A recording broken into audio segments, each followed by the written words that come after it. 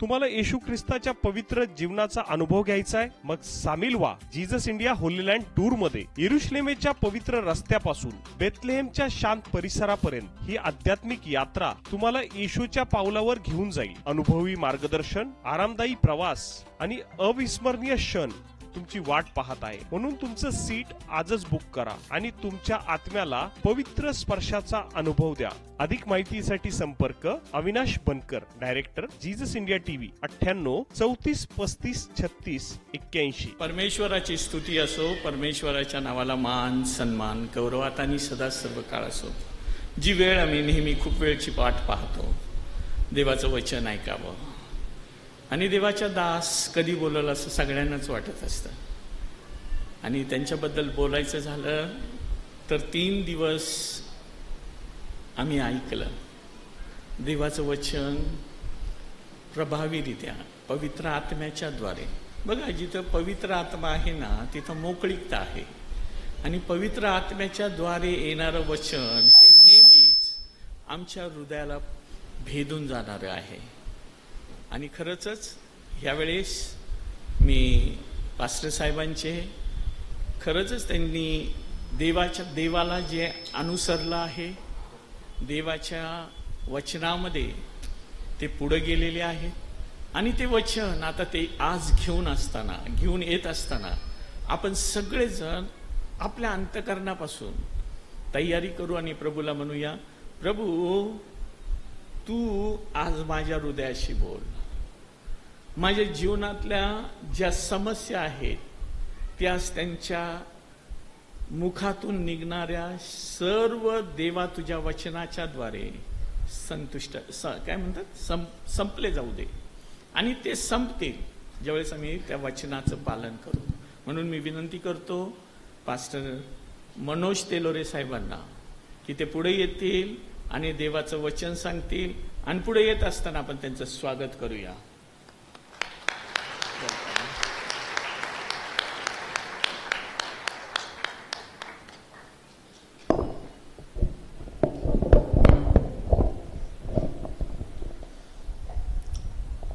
प्रभूला धन्यवाद देतो. आजचा दिवस साऱ्या जगामध्ये ख्रिस्ताचं विजयी पुनरुत्थान म्हणून साजरं केलं जात आहे. परंतु जसं येशू ख्रिस्ताचं वधस्तंभी जाणं, त्याला मारलं जाणं, त्याच्या हातामध्ये खिळे टोकणं, कुशीमध्ये भाला भोसकणं, या सगळ्या गोष्टीला आत्मिक अर्थ आहे. येशू ख्रिस्ताचं क्रुसावरचं मरण, चोराचं परिवर्तन, हेरोद आणि पिलातामधला समेट, 39 माराचे फटके, म्हणजे प्रत्येक विश्वास ठेवणाऱ्या व्यक्तीला शारीरिक आरोग्य, अशा अनेक गोष्टी त्याच्यामध्ये लपलेल्या आहेत. परंतु अगदी झावळ्याच्या रविवारी त्यानं येरुशलेमेत प्रवेश करणं, क्रुसावरती लटकणं, फटके मारणं, विविध प्रकारचा त्याचा छळ, या सगळ्या भविष्यवाण्या पवित्र शास्त्रामध्ये करण्यात आलेल्या होत्या. कोणती गोष्ट आकस्मित घडली नाही. लोकांच्या मनामध्ये आलं अशा प्रकारे त्याचा छळ करावा, अशा प्रकारे त्याच्या हातात खिळे टोकावे, चोरांच्या मध्ये त्याला लटकावं, ही मानवी योजना नव्हती. अगदी गोलगुता टेकडीपर्यंतचा इतिहास तुम्ही पाहिला तर बलांडनाच्या यज्ञ पशु संबंधानं म्हटलं, हा बलांडनाचा यज्ञ पशु वेशीच्या बाहेर नेऊन त्याला मारावं, आणि प्रभू येशू ख्रिस्ताला येरुशलेमेच्या बाहेर नेऊन त्याचं क्रुसिफिकेशन किंवा त्याला वधस्तंभी लटकवलेलं आहे. हे जुन्या करामध्ये आहे. आता प्रभू येशू ख्रिस्त मारला जाणं जेवढं अगत्य होतं तसं त्याचं पुनरुत्थान सुद्धा अगत्याचं होतं. आणि त्याच्या मृत्यू संबंधीची सुद्धा भविष्यवाणी करण्यात आली होती. तो कुठल्या कबरेमध्ये राहील, आता तेवढं आपल्याला वचन काढून वाचत बसायला वेळ नसणारे, पण तो असं म्हटलं, त्याची कबर दुर्जनांमध्ये नेमली होती, पण तो मेल्यावर त्याला धनवंताची कबर प्राप्त झाली. म्हणजे येशू ख्रिस्ताच्या मृत्यूपूर्वी 700 वर्ष अगोदर ही भविष्यवाणी यशाच्या ग्रंथामध्ये नमूद करण्यात आली होती. म्हणून येशू ख्रिस्ताला 2 चोराच्या मध्ये लटकवलं. आता येशू ख्रिस्त मृत्यू पावला. प्रभू येशू ख्रिस्ताचा एक गुप्त शिष्य योसेफ अरिमथाइमकर त्याचं नाव. आता पूर्वीची जी पद्धत होती त्या पद्धतीप्रमाणे प्रत्येक जिवंत व्यक्ती मरण्याच्या अगोदर स्वतःची कबर तयार करून ठेवत होता. कबर म्हणजे थडग. आणि त्या थडग्यामध्ये श्रीमंत व्यक्ती घराच्या आकाराचे, त्याला तुम्ही पिरॅमिड्स म्हणता, जे तुम्हाला बऱ्याच ठिकाणामध्ये इजिप्शियन जे पिक्चर आहे त्याच्यामध्ये दाखवलं जातं की ते पिरॅमिड्स, आणि त्या पिरॅमिडमध्ये त्या व्यक्तीला पुरून ठेवलं जात होतं. का त्याला तिथं ठेवलं जात होतं त्याचं कारण आहे, तो त्यांचा विश्वास होता की एक दिवशी प्रत्येक मृत पुनरुत्थित होणार आहे. त्या दिवशी यहुद्यामध्ये 2 प्रकारची पंथ होते. एक पुनरुत्थान मानत होता आणि दुसरा पुनरुत्थान मानत नव्हता.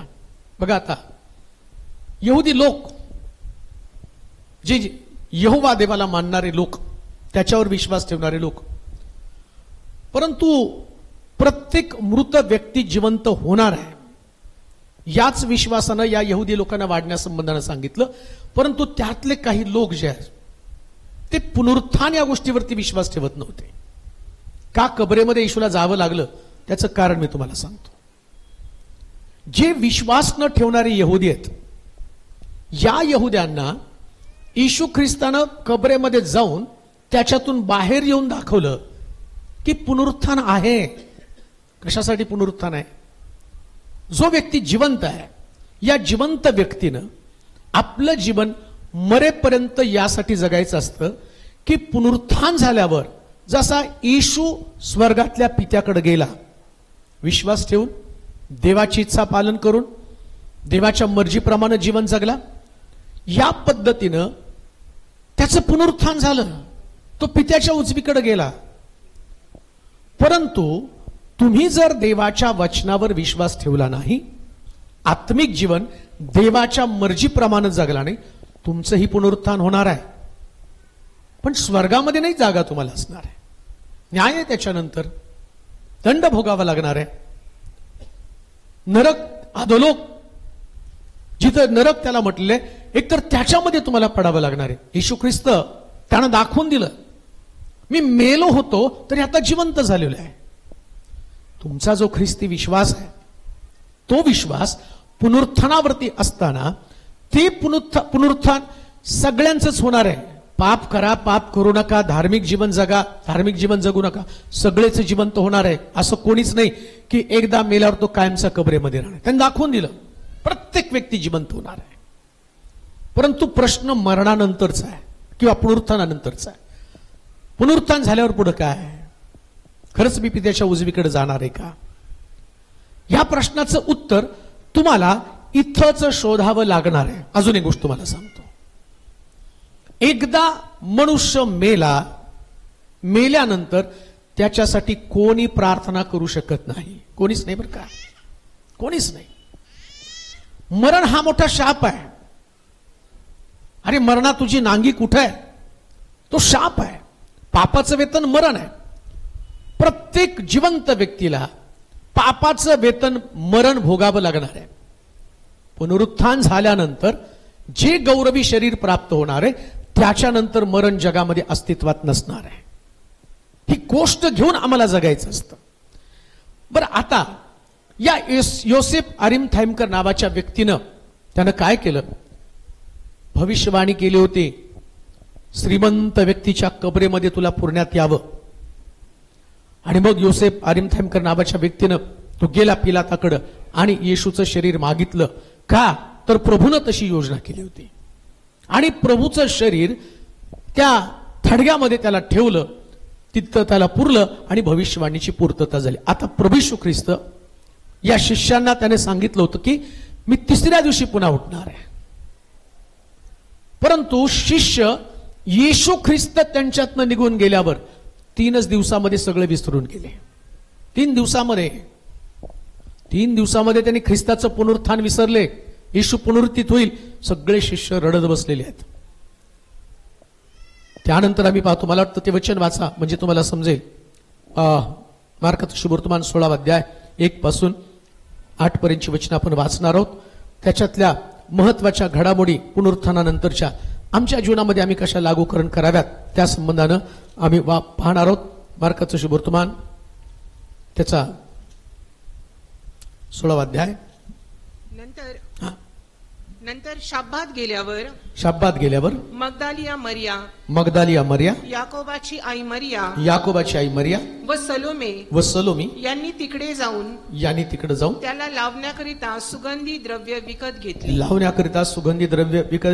आणि आठवड्याच्या पहिल्या दिवशी भल्या पहाटेस सूर्योदयाच्या समयी त्या कबरेजवळ आल्या.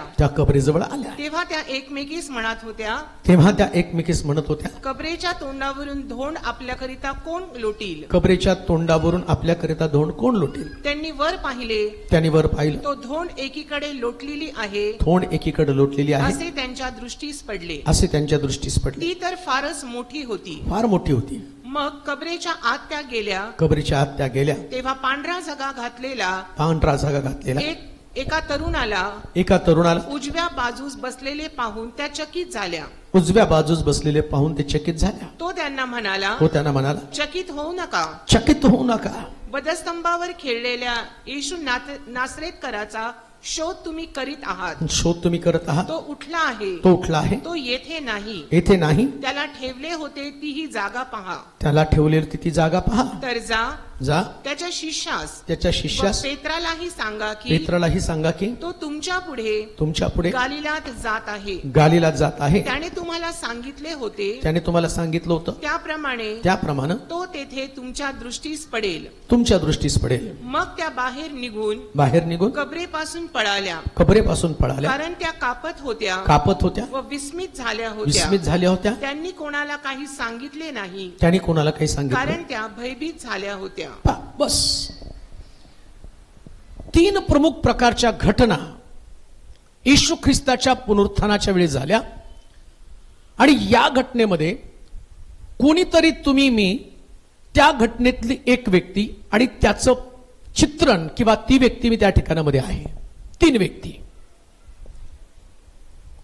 पहिला जो घटक आहे, पहिला जो वर्ग आहे, हा वर्ग 5 लोक वधस्तंभाच्या जवळ होते. त्यात आम्ही पाहिलं येशूची आई मरिया मगदालिया, क्लोपाची पत्नी मरिया आणि योहान, असे 5 जण त्या वधस्तंभाच्या पायथ्याजवळ होते. पुनरुत्थानाच्या वेळेस येशूचं पुनरुत्थान पाहायला फक्त 3 स्त्रिया त्या कबरेकडे गेल्या. योहान कुठे गेला?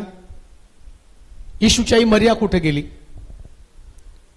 या सगळ्यांना त्यांनी सांगितलं होतं की मी 3ऱ्या दिवशी पुन्हा उठणार आहे. परंतु येशू ख्रिस्ताचा मृत्यू त्यांच्या डोक्यामध्ये इतका बसला होता की त्यांना असं वाटलं ख्रिस्त मेला म्हणजे आता तो कबरेतनं कधी बाहेर येणार नाही. बरं, त्यांनी मिरॅकल्स पाहिले होते, चमत्कार पाहिलेले होते. मेलेला व्यक्ती जिवंत केलेला त्यांनी पाहिला होता. 9 गावामध्ये विधवेचा तो मुलगा तिरडीवरचा त्यानं जिवंत केला होता. लाजरस जो मरून त्याला 4 दिवस झाले होते त्याला कबरेतनं बाहेर काढलं होतं. बरं, आता एवढं सगळं पाहिल्यावरती यांचा विश्वास किती मजबूत पाहिजे होता. येशूला कोणती कबर बंद करू शकणार नाही, कोणती कबर आणि कोणती धोंड त्याला अडवू शकणार नाही पुनरुत्थानाचं. परंतु पवित्र शास्त्र सांगतं भल्या पहाटे सूर्योदयाच्या वेळी या स्त्रिया मसाला आपल्या बरोबर घेऊन त्या कबरेकडे निघाल्या. कशासाठी मसाला? पूर्वीची पद्धत होती. मानवी शरीर एकदा कबरेमध्ये ठेवल्यावरती ते सगळं सोलून काढायचं. आतमधले सगळे अवयव सगळं आता जे पोस्टमॉर्टेम करतात त्याच्यामध्ये त्याचं रक्त काढणं, त्याची आतडी काढणं आणि सगळा मसाला त्याच्यामध्ये भरून ठेवणं. आता येशूच्या शरीरामध्ये मसाला भरण्यासाठी ते चाललेले होते, का तर त्याचं शरीर प्रिझर्व करावं. एक गोष्ट ख्रिस्ती व्यक्तीमध्ये प्रकर्षानं जाणवते. ख्रिस्ती व्यक्ती 2 गोष्टीसाठी फार आतुर असतो. कोणतं माहिती का? एक, येशू ख्रिस्ताचा जन्म, बाळ म्हणून त्याला स्वीकारण्यामध्ये. बघा तुम्ही 2 गोष्टी ख्रिस्ती लोकांची गर्दी पुष्कळ असते, म्हणजे त्यांना ते आवडतं. कोणतं? नाताळ, का तर येशू बाळ. आणि दुसरं गुड फ्रायडे, का तर येशू मेला. मधला येशू त्यांना आवडत नाही. बाळ म्हणून येशू कशासाठी पाहिजे? बाळ येशूला काही समजत नाही म्हणून तो आम्हाला पाहिजे. त्याला काय कळणार येशूला? मी तंबाखू खाल्ली काय, गुटखा खाल्ला काय, वाद केलं काय, भांडण काय केलं काय, व्यभिचार केला काय, शिवीगाळ केली काय, त्याला काय कळणार आहे? लहान लेकराला काय कळतं? तसं छोटा येशू सगळ्याला आवडतो. मग त्या बाळ येशूला भेटायला गर्दी करतात. आणि दुसऱ्यांदा गर्दी कधी करतात? मेलेला येशू, गुड फ्रायडेला. तो मेलेला आम्हाला आवडतो, जिवंत कुठं आवडतो? म्हणून पुनरुत्थान झाल्यावर 3 लोक, किती लोक होते? 3. मेल्यावर किती लोक होते? 5. बाकीचे 2 निघून गेले.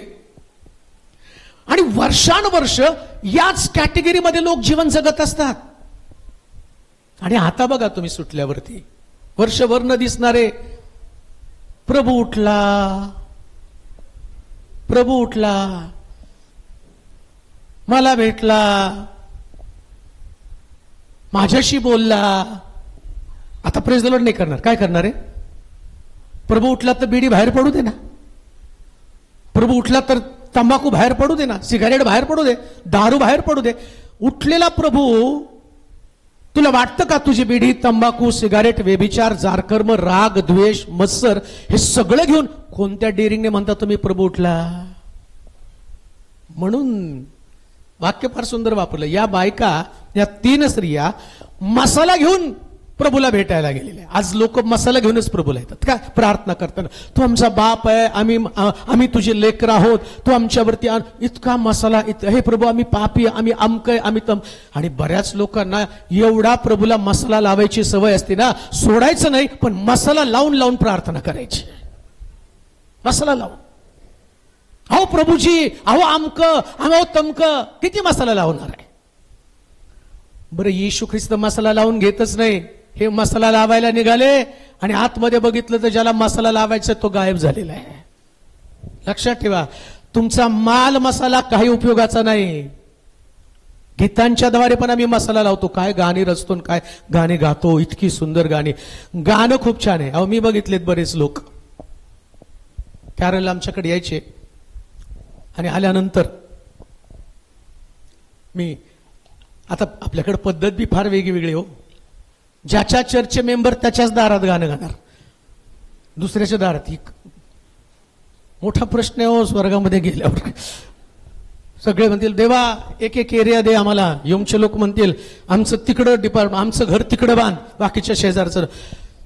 कॅरल आलं, मी अहो या ना, लहान होतो, म्हणलं ओ आमच्याकडे या ना. कुठल्या चर्चचा मेंबर? मी म्हटलं मी सेंट मेरीचा आहे. नाही आम्ही दुसऱ्या चर्चेत, तुमच्या दारात गाणार नाही. आणि मग मला वाईट वाटलं, म्हटलं नाही चला ना. आणि त्यांना ओढत ओढत, लहान होतो, आले ते अजून दृश्य आठवतं, घेऊन आले. इकडं गायला लागले. इतकं भारी गाणं, ते गाणं गाणून ऐकूनच मी प्रभावित झालो. एवढं सुंदर चाल, एवढं सुंदर वाद्य, एवढं छान आवाज, ते सगळं गायलं आणि इतका तल्लीन झालो. अरे म्हटलं आता खरा नाताळ यांनी गाणं गायलं म्हणजे नाताळ. आणि मग त्याच्यामध्ये एक जण, मी हळूच त्याच्या मागे कुठं जातोय बघितलं तर अंधारात गेला आणि क्वार्टर काढली आणि लावली. किती मसाला लावला, किती मसाला लावला.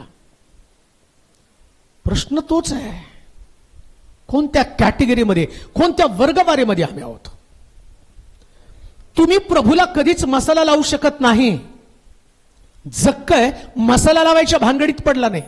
येशूला घरी आणलं, जक्कय त्वरा कर खाली, आज मला तुझ्या घरी यायचंय, तुझ्याबरोबर जेवण करायचंय. आणि जेव्हा येशू त्याच्या घरात जेवायला गेला, मेनू नाही सांगितला कोणता आहे, पण जक्कयानं विदाऊट मसाला त्याला इम्प्रेस केलं. काय म्हटला? मी कोणाचं कुभांडानं घेतलं असेल चौपट परत करतो, अर्धद्रव्य गरीबाला देतो. येशू त्याला म्हणतो आज या घराण्याला तारण प्राप्त झालेलं आहे. मसाला तुम्हाला तारण देणार नाही. मसाला तुमच्या पाठीवरती कौतुकाची थाप मारेल, पण ख्रिस्ताचं दर्शन तुम्हाला त्यातनं घडणार नाही. येशूचं पुनरुत्थान समजणारच नाही. जर ख्रिस्त पुनरुत्थित झाला, पुनरुत्थित ख्रिस्ताला बघण्यासाठी बायबल सांगतं, त्या स्त्रिया म्हटल्या आमच्यासाठी धोंड बाजूला कोण काढेल? लक्षात घ्या, येशूला पाहण्यासाठी सगळ्यात मोठं तुमचं अडखण काय? काही धोंडी तुमच्याकडे आहेत. ह्या स्त्रिया निघाल्या खऱ्या, येशूला भेटायचंय त्यांना, पण धोंडी आहेत ना. आणि जोपर्यंत धोंड बाजूला काढत नाही तोपर्यंत आतमध्ये ख्रिस्त आहे का नाही ते तुम्हाला कळणार नाही. सकाळीच मी माझ्या पुतण्याचा मला फोन आला, सकाळी फोन केला. तो म्हटला, अंकल प्रभू उठला. मी म्हटलं माझा 2025 पूर्वीच उठला, तुझा आता उठला काय? तू आता मला सांगतो का प्रभू उठला? अरे प्रभू उठला हे सांगण्याची गरज नाही. उठलेला प्रभू तुमच्यातनं दिसत असतो प्रियांनो, दिसत असतो. कसा दिसतो? धोंड बाजूला काढल्याशिवाय प्रभू कसा दिसणार आहे? धोंड तशीच आहे. आणि बाहेरून जर मी म्हटलं प्रभू उठला, प्रभू उठला, प्रभू उठला, प्रभू उठला, प्रभू उठला, आता त्या स्त्रिया म्हणतात प्रभूला पाहायचंय, त्याला मसाला लावायचाय, त्याला भेटायचंय. तिसऱ्या दिवशी ते त्या ठिकाणात निघाले प्रभूला भेटण्यासाठी, मसाला लावण्यासाठी, फुलं टाकण्यासाठी नाही बरं का. आमच्याकडे तिसऱ्या दिवशी फुलं टाकायला जातात, तिथं मसाला लावत होते. आणि तिसऱ्या दिवशी तो उठलेला होता फुलं टाकण्यासाठी नाही, मसाला लावण्यासाठी. कशाला मसाला लावायला? शरीर प्रिझर्व करायला. पुनरुत्थानाच्या वेळेस हे शरीर उठलं जावं. आणि त्याचं तुम्ही अजूनही बघता गोव्यामध्ये त्या फादरचं शरीर 350 वर्ष होऊन गेलेत, मसाला लावून प्रिझर्व केलेले आहेत. ते ठेवलेले शरीर का? विश्वास आहे आज ना उद्या प्रभू ढगावरती बसून मेलेले जिवंत होतील. आता लक्षात घ्या, काही धोंडी तुमच्या जीवनामध्ये आहेत, त्या धोंडी तुम्हाला प्रभूला पाहू देत नाही. आमचा ख्रिस्त उठलाय, पण धोंडीचं काय? त्याचं दर्शन नाही होऊ शकत. जेव्हा ख्रिस्ताचं दर्शन होतं, शास्त्रामध्ये ज्या 4 प्रमुख प्रकारच्या लोकांना त्याने दर्शन दिलं, या सगळ्यांमध्ये चेंजेस झाले. सगळ्यांमध्ये 4 लोक आहेत ज्यांना प्रभूनं दर्शन दिलं. आणि या दर्शनानंतर या लोकांनी फार मोठं काम केलेलं आहे, अद्भुत काम केलेलं आहे. ते तुमच्या आणि माझ्यासारखे सामान्य लोक होते, ते तुमच्या आणि माझ्यासारखे ख्रिस्ती लोक होते, तुमच्या आणि माझ्यासारखाच त्यांचा विश्वास होता. परंतु पुनरुत्थानानंतर त्यांच्या विचारांमध्ये आणि त्यांच्या कृतीमध्ये बदल झालेला आहे. देवाचे प्रिय लोक, वर्षानुवर्ष एकच तकलादू जीवन जगू नका. पुनरुत्थानाचं सामर्थ्य ध्यानामध्ये घ्या. हे असं बोलल्यानं ख्रिस्ताचं पुनरुत्थान होत नाही. धोंड बाजूला काढल्यावर पुनरुत्थित ख्रिस्त तुम्हाला दिस. कोणत्या धोंडी आहेत ज्या बाजूला काढणं गरजेचं आहे? काही धोंडी तुम्हाला आणि मला देवाला पाहता येत नाही. म्हणून यशाच्या पुस्तकात म्हटलं, ऐकू येत नाही इतका माझा कान बंद नाही, देता येत नाही इतका माझा हात तोकडा नाही. पण तुमच्या आणि माझ्यामध्ये एक पापाची धोंड किंवा पापाची भिंत आहे. धोंड म्हणजे पाप आहे. हे पाप बाजूला काढल्याशिवाय कसं ख्रिस्ताचं दर्शन घडणार आहे? कसा प्रभू तुम्हाला दिसणार आहे? आता पाप म्हणजे काय हे पण आम्हाला कळत. आम्ही तो पाप नेमकं काय आहे?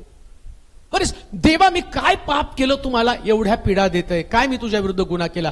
काय पाळक साहेब पाप केलं? पाप म्हणजे देवाच्या इच्छेच्या विरोधात वागणं. देवाची इच्छा काय? देवाची इच्छा पवित्र शास्त्रामध्ये सांगितलेली. एका वचनानं नाही ते तुम्हाला समजणार आहे. एक वचन म्हणजे काय देवाची इच्छा नाहीये. अख्खं बायबल तुम्हाला वाचायला लागतं. रोज विचारलं पाहिजे, प्रभू मी काय करावं, कोणत्या गोष्टी? म्हणून तो तरुण येशूकडे येऊन स्वर्ग राज्य मला मिळावं म्हणून मी काय करावं हा प्रश्न त्यानं केला. निकोदेमस धर्मपंडित तो पण प्रभूला प्रश्न विचारतो, मला स्वर्ग राज्य मिळावं म्हणून मी काय केलं पाहिजे? निकोदेमसला, धर्मपंडिताला प्रभू सांगतो, नव्यानं जन्मल्यापासून कोणी देवाचं राज्य पाहू शकत नाही. कोणाला तो सोडत नाही. माझ्यासारख्या पाळकाला, मला पण देवाला रोज प्रश्न करावा लागतो, प्रभू काय करावं? मी म्हणत नाही प्रभू मी संदेश दिला, रोगी बरे केले, भूत काढली, चमत्कार केले. नाही ओळखत मी तुला. का नाही ओळखत? तो जो माझ्या पित्याच्या इच्छेप्रमाणे वागतो तो स्वर्गाच्या राज्यामध्ये प्रभूला पाहू शकणार आहे. ही धोंड आहे. राग हे सुद्धा धोंड आहे बरं का. तुम्हाला राग येतो ना, या धोंडीला बाजूला काढल्याशिवाय तुम्हाला ख्रिस्त दिसणार नाही. सोडून टाका राग, सोडून टाका अबोला. अबोला नावाची धोंड आहे. बऱ्याच लोकांना रुसवे फुगव्यामध्ये त्यांचं आयुष्य चाललेले कबरेपर्यंत. आणि एवढा रुसवा फुगवा स्ट्रॉंग असतो ना, ते सांगतात मेल्यावर ही व्यक्ती माझ्या समोर नाही दिसली पाहिजे, मैतीला पण नाही यायला पाहिजे. आणि स्वर्गात जायचं आणि प्रभूला पाहायचं आणि म्हणायचं प्रभू उठला, प्रभू उठला, प्रभू उठला. अरे पहिल्यांदा जाऊन ज्याच्याशी पटत नाही त्याच्याशी समेट कर, म्हणजे प्रभू उठलेला आहे. एकमेकाशी तुमचं पटत नाही, डोकं फिरतं, तळपायाच्या आग मस्तकाला जाऊन भेटते. बरीच लोक मला त्याला बघितलं की तळपायाच्या आग मस्तकाला जाते. यांना घरी न्या तुमच्या स्वयंपाकाला. कशाला गॅस लावता? यांना पेटलेल्या लोकांनाच ठेवा, त्याच्यावरती भाकरी थापा, याच तव्यावरती त्या भाकरी. एवढं सगळं चालू आहे व्यवस्थित. आणि काय म्हणायचं? प्रभू उठला, प्रभू उठला. आणि ते इतके आध्यात्मिक, मला भेटला, माझ्याशी बोलला, आणि घरी जाऊन भांडण. प्रभू उठला, मला भेटला, माझ्याशी बोलला, वाद तसेच आहेत, राग तसाच आहे, व्यभिचार तसाच आहे, जारकर्म तसंच आहे, द्वेष तसाच आहे, मत्सर तसंच आहे, व्यसन तसंच आहे, सगळं जुनं जीवन तर तसंच आहे. मग प्रभू उठला कुठं? मी लहान होतो ना, मग आमच्या आईची आजी पहाटे उठायची. तिला सवय होती, दिसत नव्हतं, ऐकायला येत नव्हतं, आणि ती सकाळी उठायची आणि म्हणायची, मनोज प्रभू उठला, प्रभू उठला. मला मोठा प्रश्न, प्रभू उठला, मला भेटला, माझ्याशी बोलला. मी म्हटलं हिला प्रभू उठतो, हिला भेटतो, हिच्याशी बोलतो, माझ्याशी कसं काय बोलत नाही, मला कसं काय भेटत नाही? मग मला राहवलं नाही. एक वर्षी तिला म्हटलं, आजी प्रभू उठला, मला भेटला, माझ्याशी बोलला, आणि ती बोलताना रडून रडून सांगायची. मी म्हटलं हिला खरंच प्रभू उठलाय आणि खरंच हिला भेटलाय. मला गिल्टीनेस वाटायचं, एवढा पापी आहे, मला भेटत पण नाही, मला बोलत पण नाही, मला दिसत पण नाही. मग एकदा डेअरिंग केलं करून, आजी तुला प्रभू उठला, तुला भेटला, तुझ्याशी बोलला, मला नाही बोलला, मला नाही भेटला, माझ्याशी नाही. अरे असं बोलायचं असतं. आमचं ख्रिस्ती पण याच्यातच चाललंय. असं बोलायचं असतं. आज प्रेज द लॉर्ड नाही म्हणायचं, आज काय म्हणायचं? प्रभू उठला. मग समोरच्याने म्हणे खरोखर उठलाय. काय भारी विश्वास लोक. प्रभू उठला, खरोखर उठला, उद्या झोपणार. उठला उठला सांगणार आहे, पुढच्या रविवारी अर्ध निम्म चर्च रिकामं. झोपला, आता झोपला, आता नाताळाला येईल, आता जन्म होईल नाताळाला बाळ. तारा काढायचा, घरावर लावायचा, बघा बघा आमच्याकडे या, आमच्या दारात गाणे गावा, परत ख्रिस्ताला मारायचं, परत उठवायचं, आणि परत मसाला लावायचा. नाही, प्रभू उठल्यावर स्वस्थ बसत नाही. ज्यांनी प्रभूचं दर्शन पाहिलं त्या लोकांनी जगाला हलवलं. ते बसले नाहीत घरी. जेव्हा प्रभू उठलेला त्यांना समजला, मरिया मगदालिया ते येशूला मसाला लावण्यासाठी घेऊन निघाली. आणि शास्त्र सांगतं, ती म्हटली आमच्यासाठी धोंड बाजूला कोण काढेल? आज पुनरुत्थानाच्या रविवारी तुमच्याकडे सगळ्यात मोठा पहिला प्रश्न तुमचा रोग नाही, आजारपण नाही, नोकरी नाही, कौटुंबिक वाद नाहीत, लेकरं नाहीत, लग्न हा तुमचा प्रश्न नाही. सगळ्यात तुमचा जीवनाचा प्रश्न कोण असेल तर माझ्यासाठी धोंड बाजूला कोण काढेल? धोंडी निघल्या पाहिजेत. आम्ही लग्नासाठी, लेकरासाठी, नोकरीसाठी, कुटुंबासाठी, कर्जासाठी देवाकडे प्रार्थना करतो. धोंडीसाठी कोणी प्रार्थना करत नाही.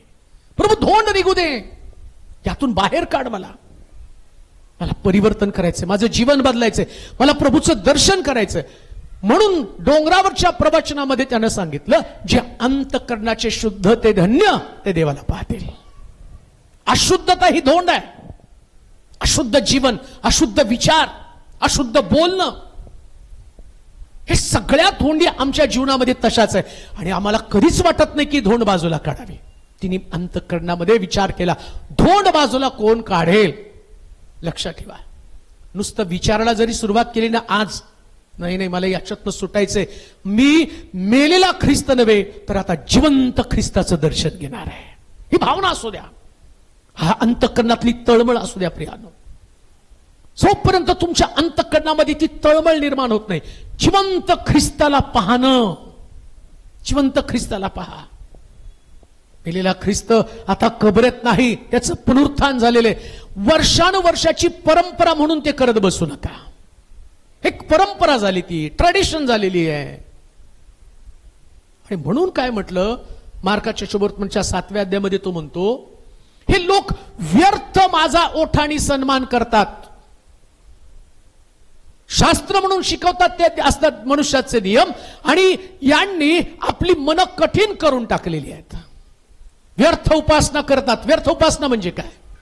काही त्यातलं तत्व, त्यातला अर्थ माहित नाही, आणि उपासनेसाठी आम्ही एकत्र जमतो, ही उपासना व्यर्थ ठरते. पुनरुत्थान ही उपासना नव्हे, पुनरुत्थान हा अनुभव आहे. तो अनुभव आहे, उपासना नाहीये ती. तुम्ही उपासनासाठी नाही आला, अनुभवासाठी आलेलात. आणि अनुभव काय होतो माहिती का? असं लिहिलं, ती मरिया मगदलिनी आमच्यासाठी धोंड बाजूला काय कोण काढेल असं म्हटलं, आणि तेवढ्यामध्ये ते तसेच पुढे गेले. बघा, आधी त्यांना अडखण होतं, कोण धोंड बाजूला काढणार आहे. बरेच लोक म्हणतात मी चर्चला येत नाही, याचं कारण तुम्हाला सांगतो. काय येत नाही माहिती का? हे आमच्या घरचे दर रविवारी चर्चला जातात, पण यांचं नाही बदललं. मी घरात बसून मी पापी हो, मी दारू पितो, पण मी चर्चला येत नाही. अरे पण धोंड बाजूला काढ ना, धोंड तर बाजूला काढ. पर दारू पीत पीत तुझं आयुष्य संपणार, आणि तुला पाळक काय करणार? लोक येणार, दारुड्या होता तरी पाळक तिथं जाणार आणि सांगणार देवा या आत्म्याचा स्वीकार कर. ते आम्ही लाज काज तुम्हाला म्हणणार, म्हणून देव थोडी तुमच्या आत्म्याचा स्वीकार. तुम्हाला दर्शनच घडलं नाही ना. दर्शन घडल्यावरती सगळं काही बदलतं, चेंज होतं. जक्क्यानं येशू कोण आहे पाहण्याचा प्रयत्न केला, तर जक्क्याचं जीवन बदललं आणि घराण्याला तारण प्राप्त झालं. कुठं तरी बदलाची अंतःकरणात भावना असली पाहिजे. जेव्हा ही धोंड निघून जाते तेव्हा देवदूताचं दर्शन तुम्हाला घडतं. एकदा धोंड गेली ना, बायबल सांगतं त्या धोंडीवरती देवदूत स्वार असलेला त्यांना दिसला. धोंडीवरती देवदूत बसला. धोंडीचा विचार करत करत देवाच्या दूताचं दर्शन तुम्ही गमावणार आहात. किती दिवस धोंडीचा विचार करणार आहात? कधी तो खोल अनुभव तुम्ही घेणार आहात. खोल अनुभव. एक गोष्ट तुम्हाला सांगू का?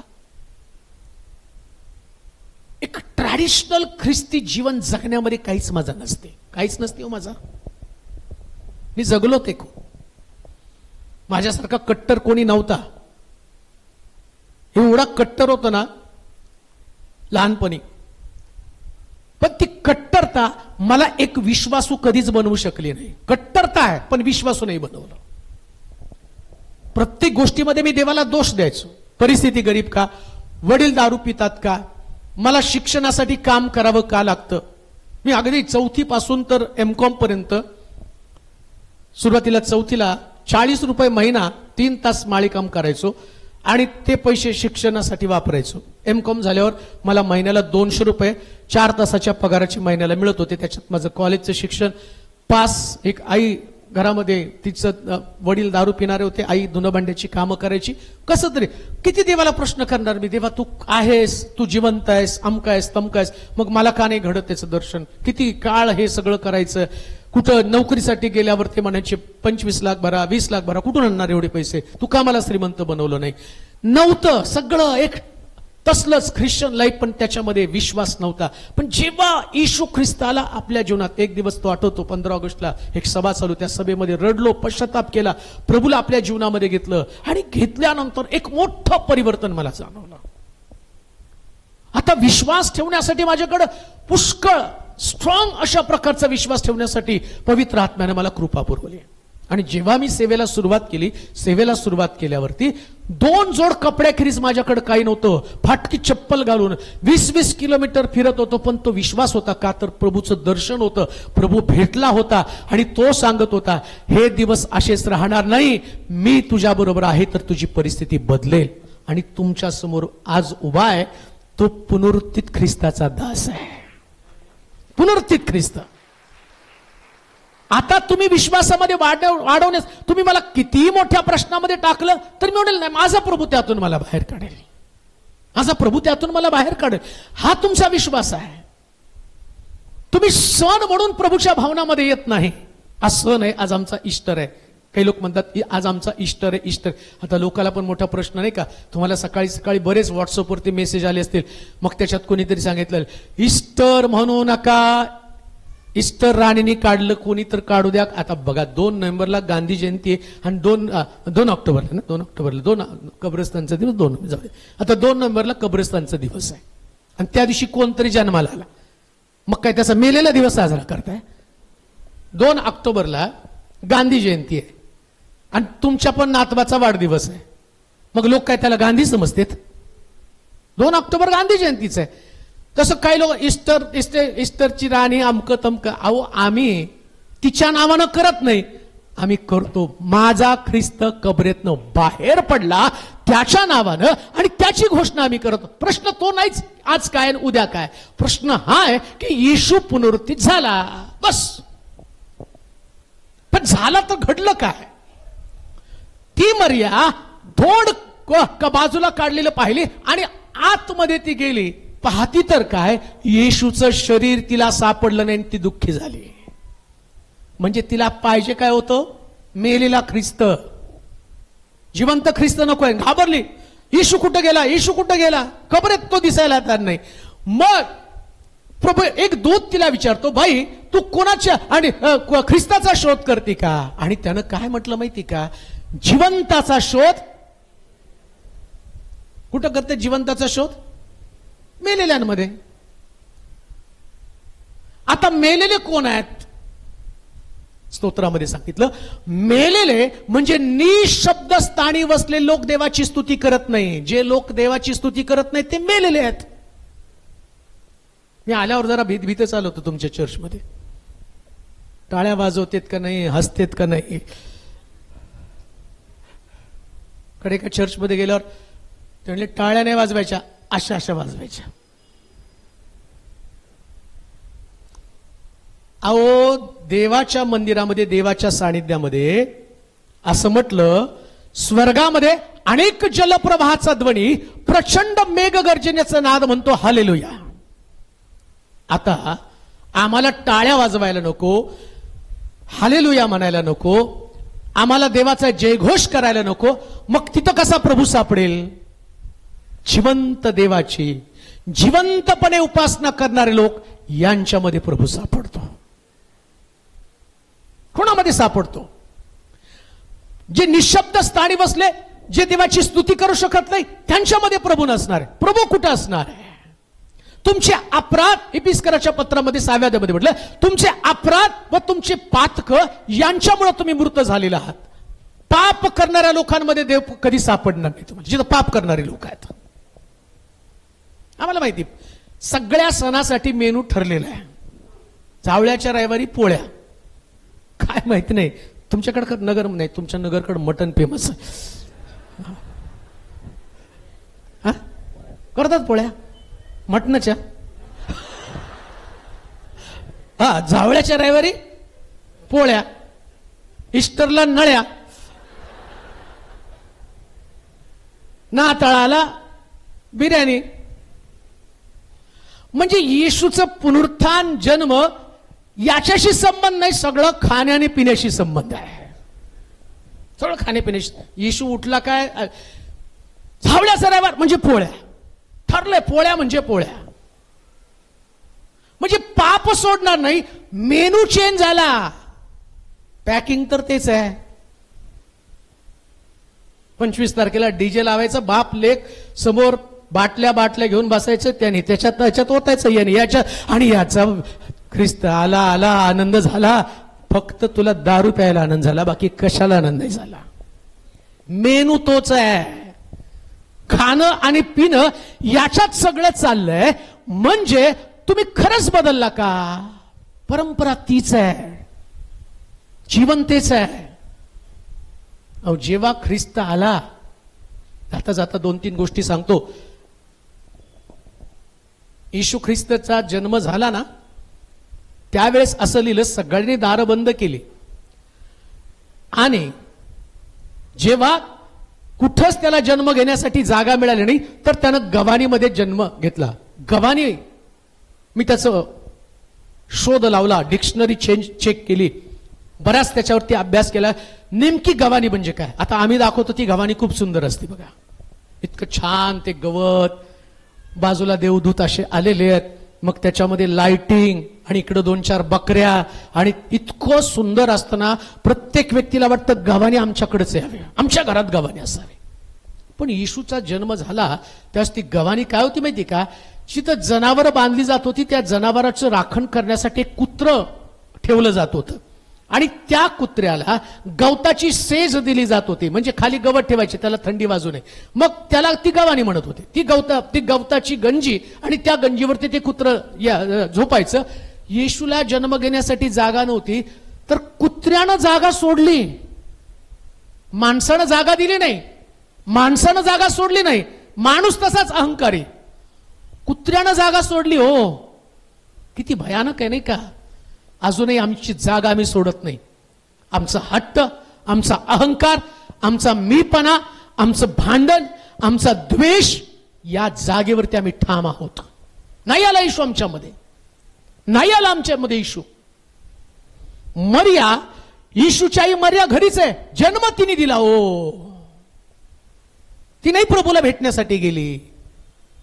अहो, ख्रिस्त पण तुमच्या कुळात, तुमच्या घराण्यामध्ये. जगातल्या लोकांना ख्रिस्त माहित नाही, पण ते लोक सुद्धा ख्रिस्ताला स्वीकारतात. एक व्यक्ती मला भेटला आणि त्यानं मला सांगितलं, तो म्हटला मी नामी गुंड होतो, शार्प शूटर होतो आणि मी कोण आहे माहिती का तुम्हाला? माझा जो बचुलता आहे तो मुंबई मधला डॉन आहे. आता ते मला याच्यावरून सांगता येणार नाही. मुंबई मधला डॉन आहे आणि माझ्या चुलत्याचा मी राईट हँड आहे.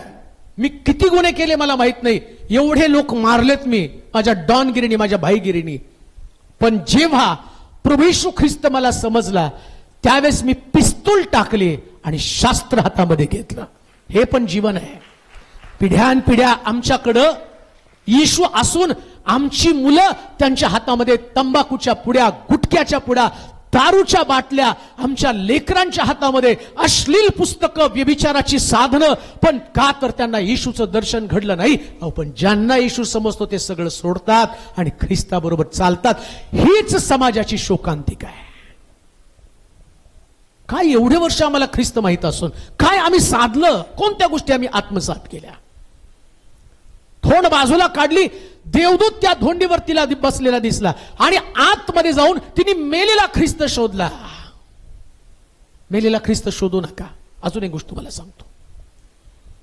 बाळ म्हणून जन्माला आला, मानव देह धारण केला, मानवी गोष्टी सगळ्या त्यांनी पूर्ण केल्या.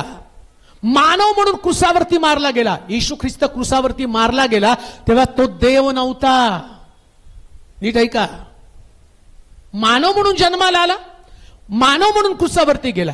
तुम्ही म्हणाल असं कसं म्हणता, तो देवाचा पुत्र होता? नव्हे. जेव्हा तो जन्माला आला तो मानव म्हणून जन्माला आला. का मानव म्हणून जन्माला आला? त्याचं कारण मी तुम्हाला सांगतो. देवानं जो जुना करार मानवाबरोबर स्थापित केला होता, प्रत्येक मनुष्याबरोबर, आणि एकही मनुष्य हा जुना करार त्यातले नियम पाळू शकत नव्हता. मग आता जुना करार त्याला बदलायचा होता किंवा तो पूर्ण करायचा होता. म्हणजे नवीन करार त्याला स्थापित करायचा, जो जुना करार फार कठीण आहे पाळण्यासाठी. आता प्रभूला प्रश्न पडला, मी जर अशा पद्धतीनं मनुष्य हा करार पाळू शकला नाही तर माणूस माझ्याजवळ कधी येऊ शकणार नाही? कोणता व्यक्ती माझ्याजवळ येऊ शकणार नाही? मग त्याला प्रश्न पडला, या माणसाला मला जवळ घ्यायचंय, याला स्वर्गात न्यायचंय. नोहाच्या काळामध्ये 8च लोक.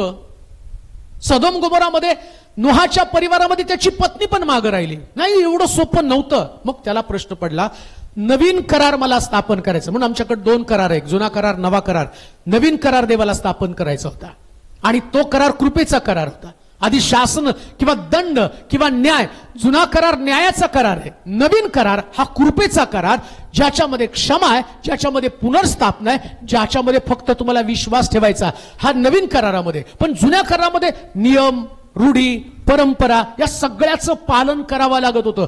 एक पण नियम तोडला किती करार कठीण होते पहा.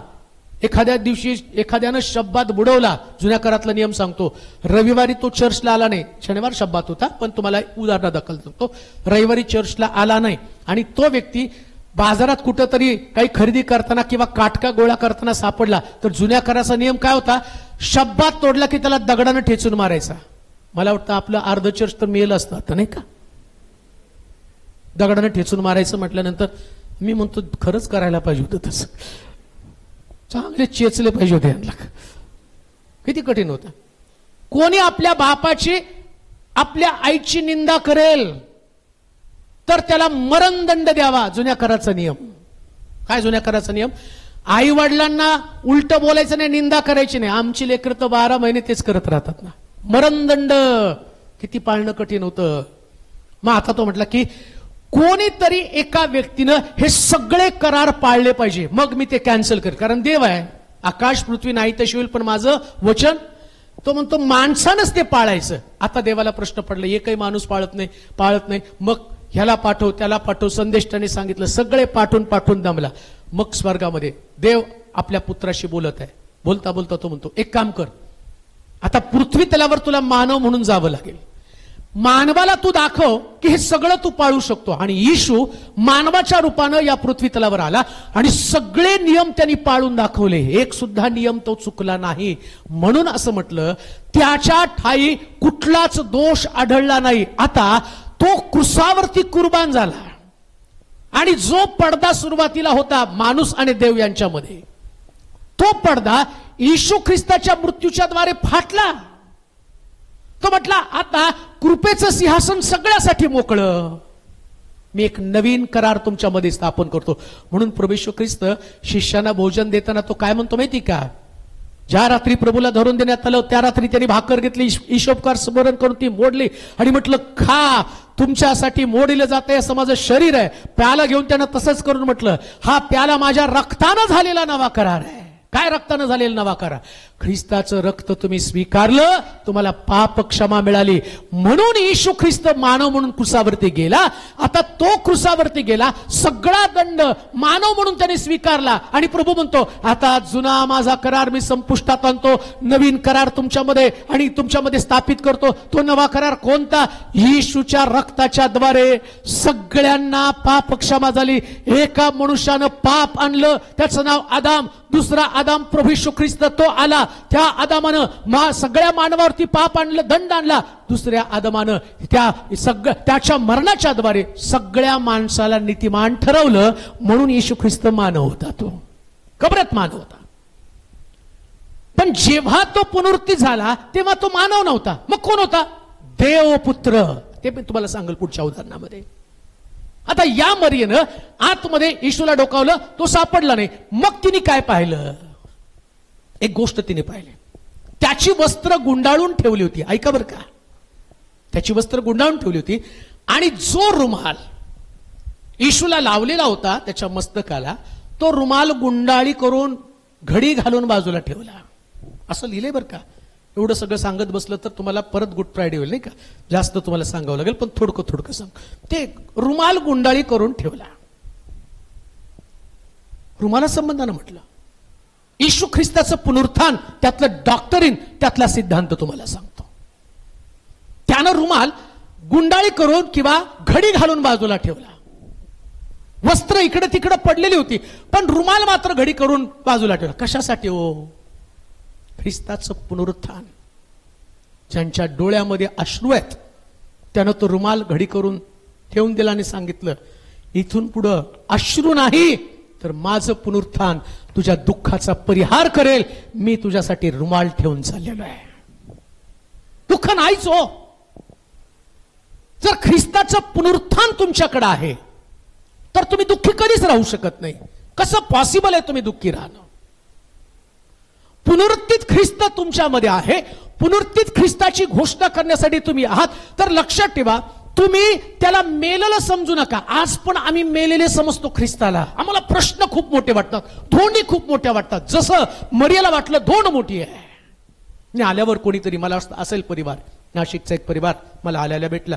पाळक साहेब मला एक साक्ष सांगायची. म्हटलं बोला, काय साक्ष आहे तुमची? ते म्हटले आमचे एक रिलेटिव्ह नाशिकमध्ये राहायला होते. हॉस्पिटलमध्ये त्यांना ऍडमिट केलं होतं, क्रिटिकल कंडिशन, सिरियस कंडिशनमध्ये. डॉक्टर म्हटले यांना घरी घेऊन जा, आता हे वाचणार नाही. मग तेवढ्यात त्यांनी मला कॉल केला आणि सांगितलं की पाळक साहेब असे ICU मध्ये ऍडमिट आहेत, क्रिटिकल कंडिशन आहेत, डॉक्टरने गॅरंटी सोडलेली आहे, प्लीज फक्त तुम्ही प्रार्थना करा, शब्द त्यांच्या कानावरती जाऊ द्या. आणि मग मला माहिती की माझा ख्रिस्त मेलेला नाही, जिवंत ख्रिस्त आहे. मी प्रार्थना केली, म्हटलं प्रभू तुझा शब्द पाठव, यांचा अंथरूण बदल. मी ICU वरती विश्वास ठेवत नाही, त्या मशीनवरती विश्वास ठेवत नाही, मी तुझ्या शब्दावरती विश्वास ठेवतो. पुनरुत्थित ख्रिस्ताचं सामर्थ्य त्यांच्यामध्ये जाऊ दे, त्यांना बरं कर, अशी प्रार्थना केली. त्यानंतर माझा संपर्क त्यांच्याबरोबर आला नाही. परंतु मला शुक्रवारी ते सिस्टर भेटले आणि त्यांनी सांगितलं, फळकसाहेब तुम्ही प्रार्थना केली आणि प्रार्थनेनंतर ती व्यक्ती बरी झाली, डिस्चार्ज घेतला आणि घरी आला. रुमाल तुमच्यासाठी प्रभूनं ठेवलेला आहे. अश्रू असणारच नाही हो, कसे अश्रू असणार आहेत? म्हणून ज्यांचा ख्रिस्त मेलेला त्यांच्या डोळ्यामध्ये अश्रू आहेत. ज्यांचा ख्रिस्त जिवंत आहे त्यांना शास्त्र सांगतं मरण समय सुद्धा आशा आहे. मरण समय सुद्धा आशा आहे. डिक्लेअर करा, घोषणा करा. जेव्हा ती धोंड तुमच्या समोर असेल, कुठला प्रश्न तुमच्या समोर असेल, त्या धोंडेला चॅलेंज करून सांगा, जी धोंड कबरेवरची येशूच्या दूतांनी काढली, आज पुनरुत्थित ख्रिस्ताची घोषणा करत असताना तुमच्या जीवनातल्या सगळ्या धोंडी प्रभू बाहेर काढण्यासाठी समर्थ आहे. त्याच विश्वासामध्ये तुम्हाला उभं राहता आलं पाहिजे. कशा धोंडी तुमच्याकडे असणार आहेत? कसं ख्रिस्ताचं पुनरुत्थान आहे? म्हणून लक्षात ठेवा, जेव्हा ख्रिस्त पुनरुत्थित होतो तेव्हा धोंड बाजूला जाते. जेव्हा ख्रिस्त पुनरुत्थित होतो तेव्हा वस्त्र निघून जातात, मरण निघून जातं. जेव्हा तुमच्यामध्ये ख्रिस्ताचं पुनरुत्थान आहे तर तुमच्याकडे घोषणा, तुमच्याकडे साक्ष आहे. मरियेनं पाहिलं की येशूचा रुमाल त्याच्या बाजूला घडी करून ठेवलेला आहे. आता हा रुमाल तुम्हाला सांगत आहे, काळजी करू नका, तुमच्या डोळ्यातले अश्रू तुमचा प्रभू पुसणार आहे. कोणाच्याच डोळ्यामध्ये अश्रू नसणार आहे, कोणाच्याच नाही. मी चर्चमध्ये प्रार्थना करत असताना एक प्रार्थनेचा विषय माझ्याकडे आला. कॉल केला एका व्यक्तीनं. त्यांनी सांगितलं, पाळक साहेब मी प्रेग्नंट आहे, हॉस्पिटलमध्ये मी चालले आणि पोटामध्ये बाळ आहे, माझ्यासाठी प्रार्थना करा, मी वाचावी. मी प्रार्थना केली, प्रभू त्या बहिणी प्रेग्नंट आहे, तिच्या पोटात बाळ आहे, तिला वाचव, तिच्या पोटातलं बाळ वाचव, अशी प्रार्थना केली आणि सोडून दिलं. त्यानंतर 15 दिवसानं त्या बाई सिस्टरचा फोन आला, पाळक साहेब माझी डिलिव्हरी झाली आणि मला बाळ झालं. म्हटलं मी प्रार्थना केली होती. नाही हो, तुम्ही प्रार्थना केली हे नका ऐकू, काय घडलं ते ऐका. म्हटलं काय घडलं? ते म्हटले माझ्या पोटामध्ये जे बाळ होतं डॉक्टरनं सांगितलं ते मरून 3 दिवस झाले आणि त्याला आता ड्रिल करून तुकडे तुकडे करून काढावं लागेल. नाही काढलं तर तू बाळ पण मरल. बाळ तर मेलेलं आहे पण तू मरशील, त्याचं पॉयझन तुझ्या बॉडीमध्ये व्हायला सुरुवात होईल आणि ते बाळ तुला घातक ठरणार आहे, तर ते ड्रिल करून काढावं लागणार आहे. आणि मी प्रार्थना केली होती की देवा तिचं बाळही वाचू दे आणि ती पण वाचू दे. मला माहित नव्हतं की तिच्या पोटामध्ये ते बाळ आहे आणि ते मेलेलं आहे. परंतु पुनरुत्थित ख्रिस्त तुमच्या मुखातनं जे शब्द बोलतो तो ख्रिस्त जिवंत आहे. ज्यानं 3ऱ्या दिवशी कबर खोदून बाहेर आला, धोंड बाजूला कडून बाहेर आला, ती म्हणली पाळक साहेब तुम्ही प्रार्थना केली आणि मग डॉक्टरनं, मी हॉस्पिटलमध्ये गेले, डॉक्टरने एक इंजेक्शन दिलं. ते म्हटले नॉर्मल रीतीने तुझं बाळ बाहेर आलं तर उत्तम, नाहीतर मग आपण ड्रिल करू. डॉक्टरचं पण देवाने मन बदललं आणि त्याने तिला इंजेक्शन दिलं आणि डिलिव्हरी झाली. डॉक्टर म्हणले बाळ मेलं आणि जेव्हा बाळ बाहेर आलं तर डॉक्टर म्हणते जिवंत आहे. का? पुनरुत्थित ख्रिस्त.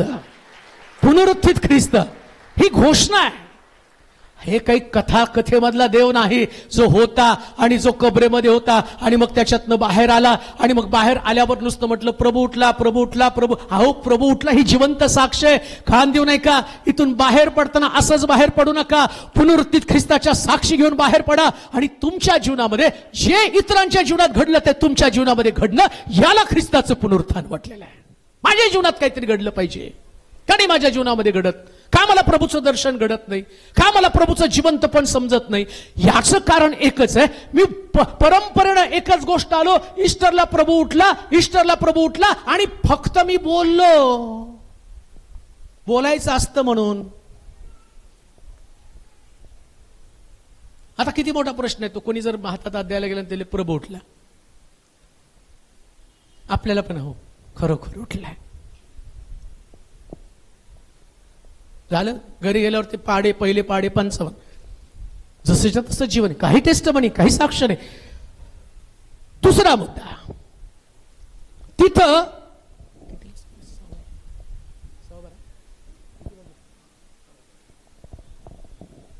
बोलू नका रे, मला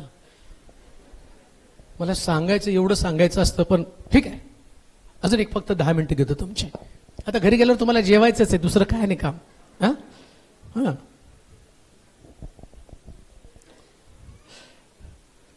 हा तुम्ही एवढे लोक चांगले, तेवढं मन लावून ऐकता, तर मला असं वाटतं किती सांगावं. तुम्ही डुलक्या मारल्या असतं तर मी उरकतं घेतलं असतं. इतकं मन लावून ऐकायला तुमचे लोक खूप चांगले आहेत बरं का. अगदी मन लावून ऐकलं, वरपासून खालपर्यंत खुणा सगळ्यांच्या चेहऱ्यावरती प्रसन्नता आहे, असं वाटतं की सगळ्यांचा प्रभू उठलेला आहे. आता काय घडलं माहिती का, मरिया मगदलिया, प्रभू उठला, त्याला शोधत आहे, मेलेला प्रभू तिला पाहिजे, आणि त्याच्यामध्ये ती येशूचं शरीर गायब आहे, कपडे अस्ताव्यस्त पडलेले आहे, रुमाल गुंडाळी करून ठेवलेला आहे, आणि तेवढ्या देवाचा दूत येऊन तिला म्हणतो, बाई जिवंताचा शोध मेलेल्यामध्ये का करते. तरी तिकडे फिरती, आणि तेवढ्यामध्ये एक पांढरे वस्त्र घातलेला एक तरुण तिला दिसतो. कारण येशूचं वय 33.5 वर्ष, म्हणजे तो त्याच तरुण होता. 33.5 वय. तिने तो तरुण पाहिला. आता त्या तरुणा पाहिल्याबरोबर बघा 3 दिवसात किती फरक पडला बरं का. किती दिवसात. ती येशूला म्हटली, माळी दादा, माझ्या प्रभूला किती दिवसात हो, किती दिवसात. अरे तुम्ही एवढे आठवडे चर्च बुडवता, तुम्हाला कसं काय ख्रिस्त दिसेल. तिला तर माळी दिसला. 3 दिवसात तिनं येशूचा चेहरा विसरली, आणि येशूला म्हणती, माळी दादा, जेव्हा तुम्ही मेलेल्या ख्रिस्ताचा शोध घेता, तेव्हा तुम्ही देवाला, येशूला माळी म्हणून स्वीकारता. माळी म्हणजे काय हो, खत पाणी घालायला पाहिजे. आमचं पण तेच, सकाळचा नाश्ता दिला, दुपारचं जेवण दे, दुपारचं जेवण दिलं, रात्रीचं जेवण दे, रात्री झोपताना 2 उशाला 2 पायथ्याला देवदूत ठेव. माळी. माझ्या नवऱ्याला सांभाळ, माझ्या लेकराला सांभाळ, माझ्या सासूला सांभाळ, माळी. वर्षाचे 365 दिवस हेच, नुसतं आम्हाला खायला दे, आम्हाला खायला दे. आणि अजून काय, ज्यांना मिळत नाही आमचा काही संबंध नाही, तू दे. ज्यांना मिळत नाही त्यांना दे, जे भुकेलेले त्यांना दे, याला दे, त्याला दे. आमच्याकडे अहो ही आमची सवय त्या डोंगरावरती असतापासूनच आहे. येशू म्हटलं, तुम्ही भाकरी द्या, ते म्हणते आमच्याकडे भाकरी नाही. हे माळी दादा आहे. फक्त येशूनं आमचा सांभाळ करावा, फक्त येशूनं सांभाळावं. आजारी पडल्यावर बघा की स्तोत्र, पण सगळी स्तोत्र ठरलेली आहेत बरं का. आजारी पडल्यावरती वेगळी, लेस भीती वाटायला लागली. आता डॉक्टर म्हटले ना, काय खरं नाही यांचं. परमेश्वर माझा मेंढपाळ आहे, मला काही न पडणार नाही, हिरव्यागार कुरणात चरवितो, शांत पाण्याजवळ नेतो, माझा झुता जात आवाहन करतो. मृत्यू छायेच्या दरीतून जात असलो तरी मी, मग काढ सलाईन आणि काल व्हेंटिलेटरचं मास्क. बरं, मृत्यू छायेच्या दरीतून जात असलं, अहो उलट ओरडता, श्वास घ्यायला त्रास होता, जरा मोठं मशीन लावा. फक्त बोलण्याचे पोपट आहेत माळी. परंतु एक गोष्ट ध्यानात ठेवा, जेव्हा ख्रिस्ताला तुमचा उद्धारक, तुमचा तारणारा आणि पुनरुत्थित ख्रिस्त म्हणून तुम्ही स्वीकारता, पुनरुत्थित ख्रिस्त हा विजयी ख्रिस्त आहे प्रियांनो, माळी नाही तिथं तो. म्हणून थोमानं ज्यास प्रभू येशू ख्रिस्ताला म्हटलं, मी गाळतोय बाकीचे लोक, 2च लोक तुम्हाला सांगता आलेत, 2च लोक. तुम्हाला गुड फ्रायडेला जसं 3.5 तास लागतात ना, तसं मला ईस्टरला पण 3.5 तास लागतात. परंतु मला त्या थोमा संबंधाने सांगू द्या, ज्या थोमाला ख्रिस्तानं दर्शन दिलं. आता सगळीकडं प्रभू उठला, प्रभू उठला. ह्या मरियेला त्यांनी सांगितलं, जाऊन सांग सगळ्या शिष्यांना प्रभू उठला. त्याच्यात वाचलं तर तुम्हाला कळेल, त्याने विश्वासच ठेवला नाही. एवढे हटवादी शिष्य होते ना. मी पण तुम्हाला एवढं सांगून दिलं ना, तुम्ही काय बदलता.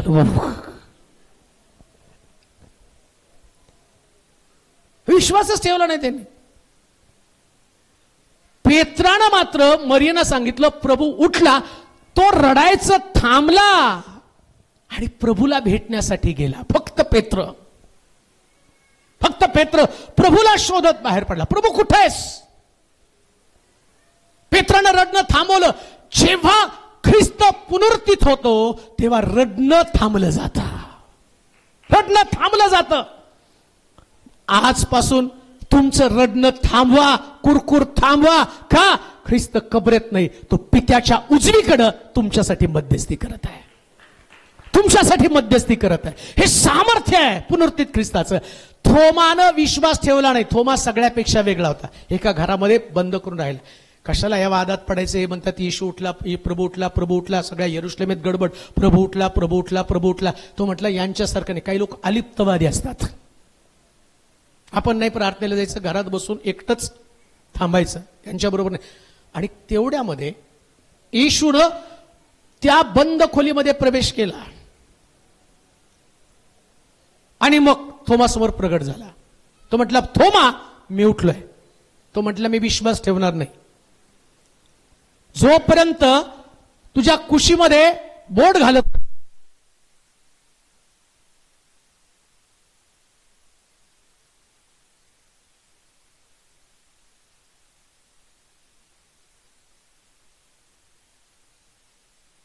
मरिया,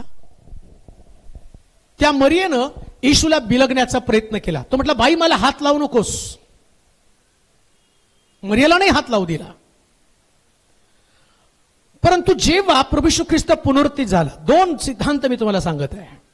मरियाला नाही हात लावू दिला. तो म्हटला, नाही मला माझ्या बापाकडे जायचंय, आता तू मला हात लावू नकोस. पण जेव्हा तो उठतो आणि उठल्यानंतर थोमा समोर प्रगट होतो आणि थोमा म्हणतो, मी तुझ्यावर विश्वास ठेवू शकत नाही. तो म्हणतो, माझ्या कुशीमध्ये हात घाल आणि माझ्या हातामध्ये बोट घाल. आता एक गोष्ट तुम्हाला सांगतो, येशू ख्रिस्ताच्या पुनरुत्थानानंतर त्याला गौरवी शरीर प्राप्त झालं. गौरवी शरीरावरती जखमा नसतात. गौरवी शरीर जे आहे त्याच्यामध्ये रोग नाही, आजारपण, व्याधिविकार नाही, मरण नाही. आम्हाला जे नंतर शरीर प्राप्त होणार आहे, कधी जर परत सभा झाली तर तुम्हाला ते गौरवी शरीर मी सांगेल. ते गौरवी शरीर कसं असतं. आता जे तुमचं शरीर गौरवी शरीर नाही. आदामाकडे गौरवी शरीर होतं म्हणून तो नग्न आहे ते पण त्याला दिसत नव्हतं. ते गौरवी शरीर होतं.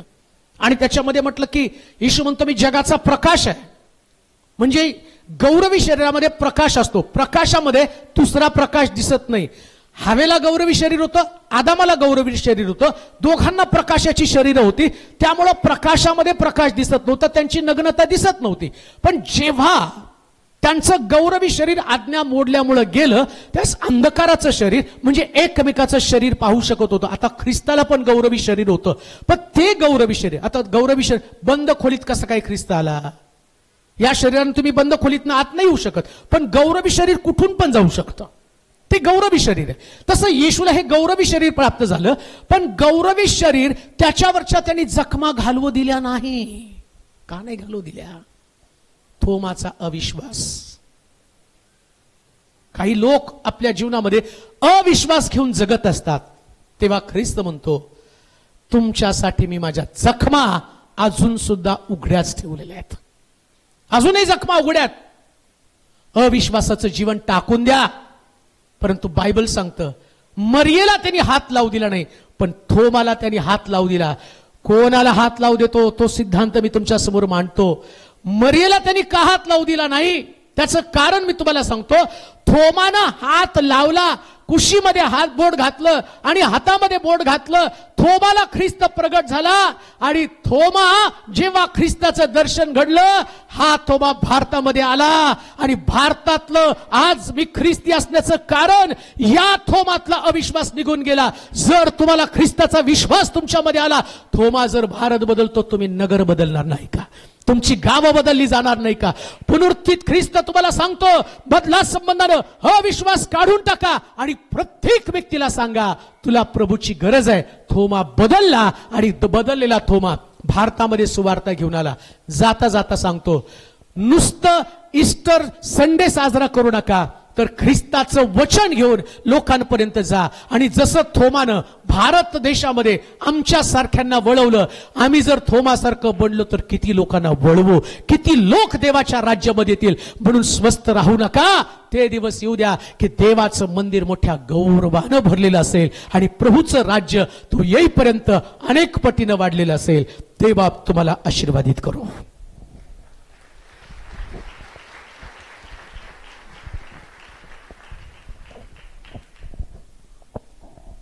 परमेश्वराची स्तुती असो या सुंदरशा वचनाबद्दल. खरंच ज्यावेळेस आम्ही देवाचं वचन ऐकतो, वाचतो, मनन करतो, त्यावेळेस आम्हाला खऱ्या अर्थाने कळतं की देवाचं वचन काय आहे. आणि खरंच फार उत्तमरित्या पवित्र आत्म्याच्या द्वारे देवाच्या सेवकाने देवाचं वचन सांगितलेलं आहे. उठलेला आहे प्रभू येशू, नाही का? एक गोष्ट, परत मेलेला येशूला शोधण्यासाठी त्या कबरीत जाऊ नका.